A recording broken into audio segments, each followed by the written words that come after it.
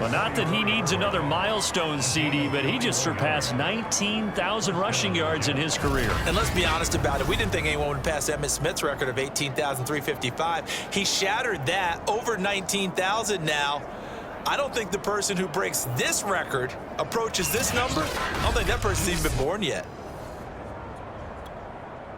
So into Pat's territory now. Here's 1st and 10 at the 44-yard line. And he'll give it here to his running back. And he gets this inside the 35-yard line. He had a really solid first half running the football and picking up where he left off here in the 3rd quarter. How about the yardage he's piling up right now? This feels like a full game, not just this series that we're watching right now. I know people are screaming, worthy adjustments from halftime on the defensive side of the ball. Sometimes they're just not there. Sometimes you just have to find a way to tackle someone. From the 34 now, here's 1st and 10. It's a give to Freeman running right. And he'll be brought down somewhat awkwardly here, and a late flag as well. I think this one's going to be a face mask.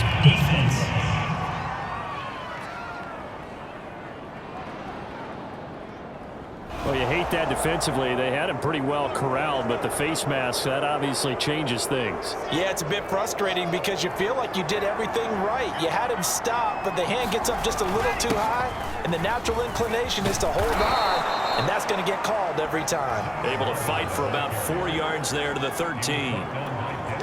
The run got 4. Now they deal with a 2nd and 6.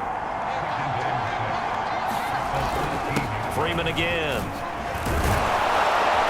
And the stop will come inside the 5 at the 4. Yeah, once more, strong running, excellent blocking at the point of attack. They've got a nice little drive brewing right here.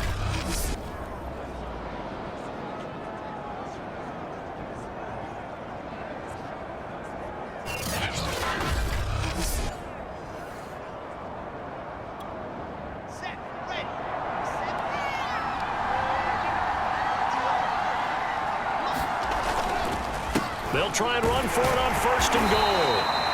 It'll be a 3-yard pickup, and it brings up 2nd and goal. But a spotlight hit him once already tonight as he got into the end zone. He was trying to make it a double spotlight, wasn't he?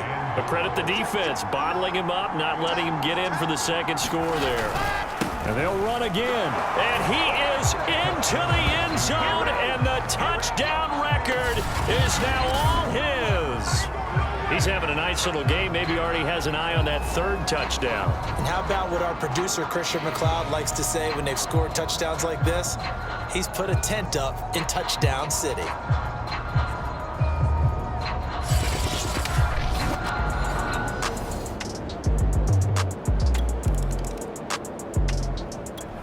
Jets offense coming up now to start their next drive.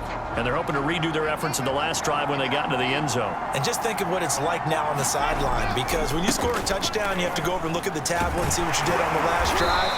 When you scored points, it's a whole lot better view than when you're trying to figure out how to fix things there.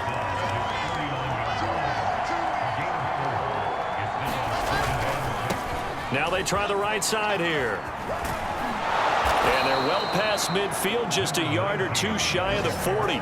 107 yards rushing now for the NFL leader coming into this ball game. Well, you certainly have to give a little credit here because they're playing this game now at their pace.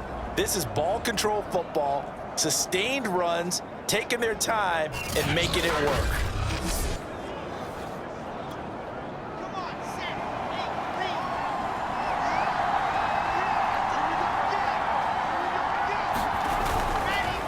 Now a handoff here to his running back. Flashed the stick skills, but didn't get a ton from it. Stopped short of the 35. 2nd down and 5. And they'll run on the inside handoff.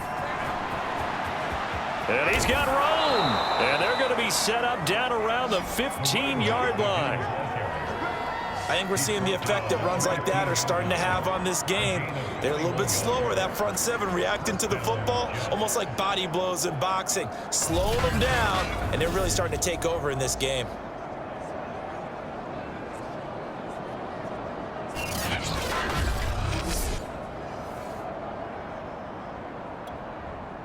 Line of scrimmage, the 15. It's 1st and 10. Now a handoff. It's Freeman. This will be stopped about 2 yards shy of the marker. 8-yard gain, 2nd and 2. This drive is pretty clear. Almost feels like old school fundamentals, doesn't it? Want to impose their will on the defense. Was that 5 straight runs? Yeah, 5 straight carries to start this drive. And like you said, the way it's working, they may just stick with it. And, he's unable to hold on to that defensively. A potential game changer, but it falls incomplete.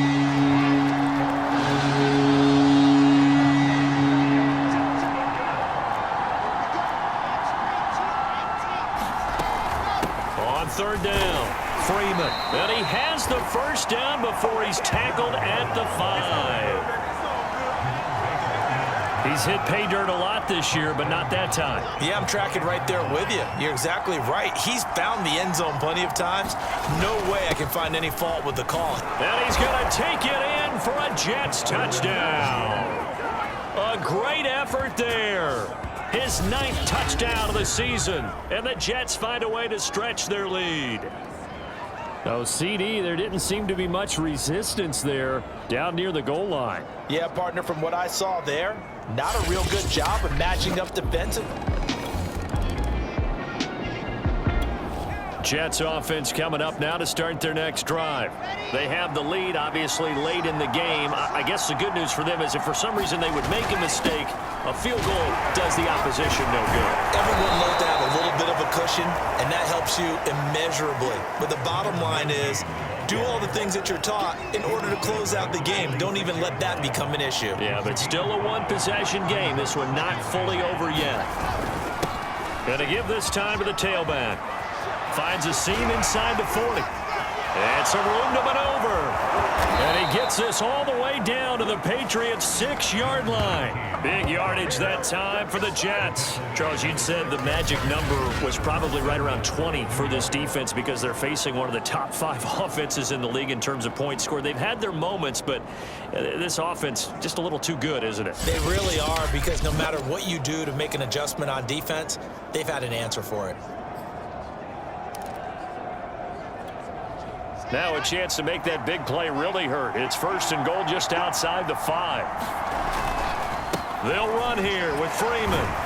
A nifty move on the run, but ultimately stops short of the goal line down at the 2. It'll be a pickup of 4, and it brings up 2nd and goal. And, Brad, they went to a nickel defense, and that's a surprise this close to the goal line, because ordinarily you use the back end of the end zone, the sidelines as extra defenders, and you want bigger people on the field to try and help against the run. And I think they stopped him again. They did at the 1-yard line. Call it no gain that time, and now it's 3rd and goal. A lot of tired bodies on that field, but this is a big play. 3rd and goal. Freeman. And he is in. Touchdown, New York. A great play there. His 10th touchdown of the season, 2nd of the game. And the Jets add on to their lead, and it's looking like that win streak is going to extend another week. But just power football there down near the goal line. Give it to him. He's able to push his way across. Yeah, they went heavy there sometimes.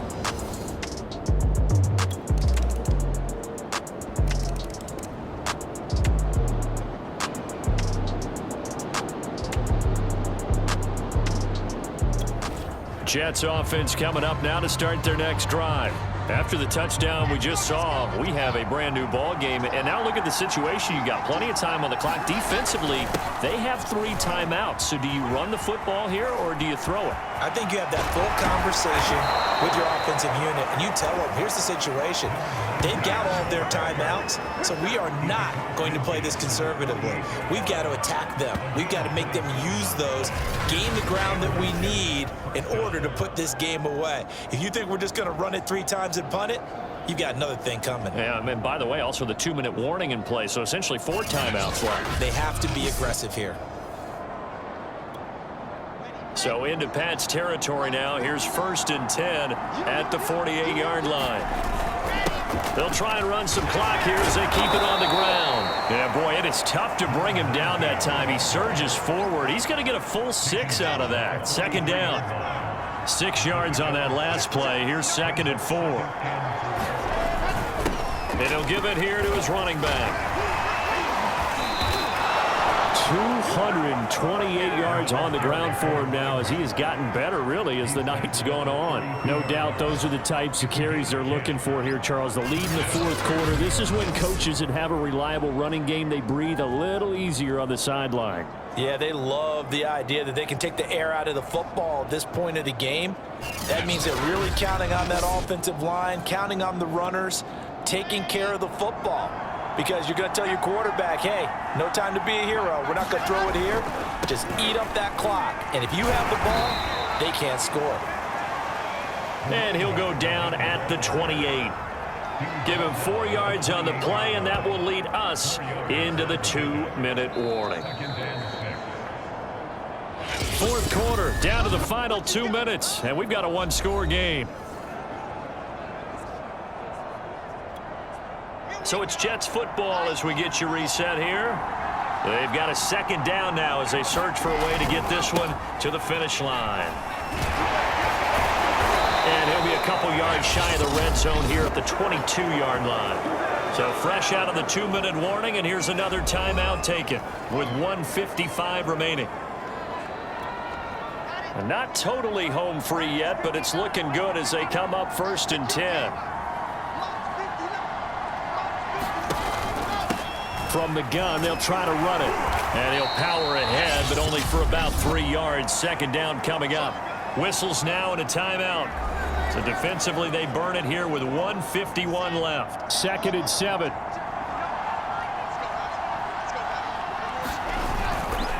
Now a handoff here to his running back.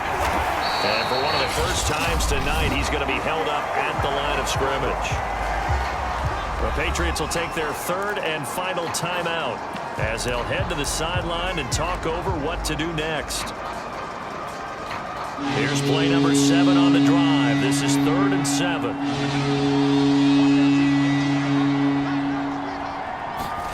Here's Wilson. Oh, he's got a man wide open, complete. And the Jets are going to have 1st and goal as they try to finish off this drive with 6 points. And this has been a nice answer to the touchdown drive against them a few minutes ago because they've come out and reestablished the tempo. A nice throw there, and they're putting together a very strong drive as a response.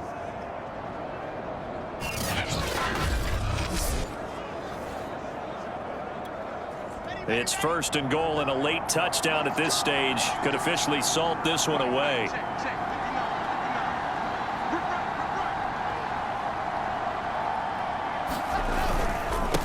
And a give this time to the tailback. And the hole closes quickly here. He can fight only to about the 4. Only a yard on the pickup there. 2nd and goal. This is where coaches have to have spent a lot of time going over situations with their players because him getting tackled there is not the worst thing in the world. You're going to run more plays, right? Clock's going to go. And he's across for the touchdown. And in the final minute, that should just about seal it. And for them, this train, it just keeps rolling, doesn't it? Well on their way to yet another victory. Yeah, it's almost a runaway, isn't it? And you just wonder how anyone could stop this. They got full momentum going, full confidence going. But it's not just their own confidence that is leading them. It's the lack of confidence against their opponents now because they see them coming and think, we've got no shot to beat this team.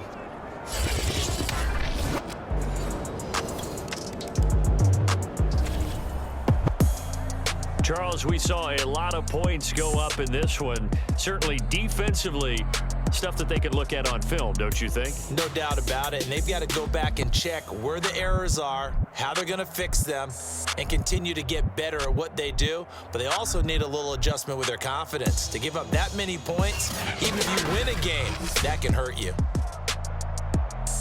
So for the Jets, the streak continues as they push their mark to a perfect 12-0 now on the year. And they'll be able to enjoy this one through the bye week before they get back at it again.